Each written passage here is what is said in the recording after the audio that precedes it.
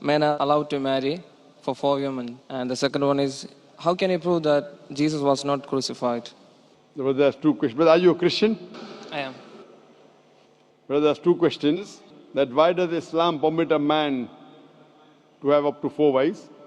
Why does Islam permit a man to have more than one wife? And second question, how can you prove that Jesus Christ, peace be upon him, was not crucified? That Quran is the only religious book on the face of the earth which says marry only one. You read the Bible, you read the Ramayana, you read the Mahabharata, you read the Veda. No religious book on the face of the earth says marry only one besides the Quran. If you read Ramayana, the Hindu scriptures, the father of Sri Ram, he had more than one wife. If you read Mahabharata, Sri Krishna, how many wives he had? 4, 10, 1,000, 10,000. He had 16,108 wives. So if Sri Krishna can have 16,108 wives, so why can't Muslims have maximum up to 4? If you read the Old Testament, it says that Solomon, peace be upon him, had 700 wives. Abraham, peace be upon him, had 3 wives. So Old Testament tells you can marry as many wives as you want. Same as the New Testament says that you should follow Old Testament. So in Hinduism, in Christianity, in Judaism, you can marry as many as you want. It is later on that the church put a restriction that Christians should marry only one. It is later on Rabbi Benjamin Yehuda passed a synod and say that Jews should marry only one. Otherwise, previously, they used to marry as many as they wished. It is the Indian penal code in India in 1954 that put a restriction and said under the Hindu Special Marriage Act, the Hindus should marry only one. But the scriptures put no restrictions. Let's analyze what does the Quran say. Quran says in Surah Nisa chapter 4 verse number 3, marry women of your choice in 2s, 3s or 4s, but if you can't do justice, marry only one. This statement, if you can't do justice, marry only one, is only given in the Quran and no other religious scriptures. Let us analyze why does Quran give permission for the Muslim men to marry more than one woman, maximum 4. The reason is that by nature, male and female are born in equal proportion. But if you ask any pediatrician, he will tell you, the doctor of the children, that the female child is stronger than the male child in fighting germs and diseases. So you have more deaths among the male children as compared to female children. So in pediatric age itself, the females are more than the males. As life goes on, there is death due to wars, due to alcoholism, due to drug addiction, due to accident. In all these cases, more men are dying as compared to females. So today in the world, there are more females as compared to males. In few countries, like India and China, the female population is less than the male population because of female feticide and female infanticide. In India, according to a BBC report, every day more than 1,000 fetuses are being aborted after they are identified as females. If you multiply this figure by 365, you get a total of more than 1 million fetuses are being aborted every year in India after they are identified that they are females. According to the Tamil Nadu government hospital report, out of 10 females born alive, 4 are put to death. If you stop this evil practice of female feticide and female infanticide in India, even in India, the female population will become more than the male population.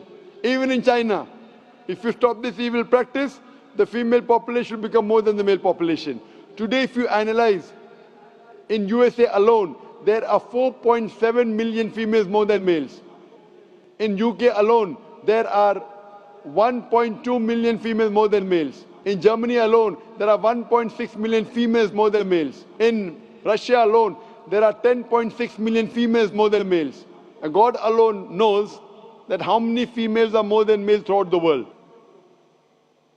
If I agree with you that one man should only marry one woman, and suppose your sister happens to live in America, or suppose my sister happens to live in USA, and the market is saturated, every man has found a wife for himself, yet there will be 4.7 million females who will not find life partner. And if your sister happens to be one of them, or if my sister happens to be one of the 4.7 million females who have not found a life partner for themselves, the only option for them is that she either marries a man who already has a wife or becomes public property. Public property, such a harsh word. It is the most sophisticated word I can use. I cannot use a better word. You know, in America, today the statistics tell us, on average, a man has 8 different sexual partners before he settles down with one. Having mistresses in USA is very common. 5, 10, 20, 30, no problem. Having more than one legal wife, it doesn't go down their throat. When a woman is a mistress, she doesn't get her rights. She is dishonored. She is not treated well.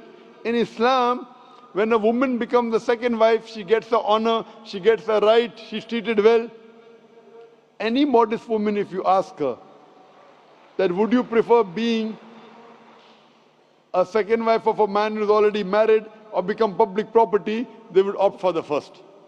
So Islam has given permission for some men to have more than one wife to protect the modesty of the woman.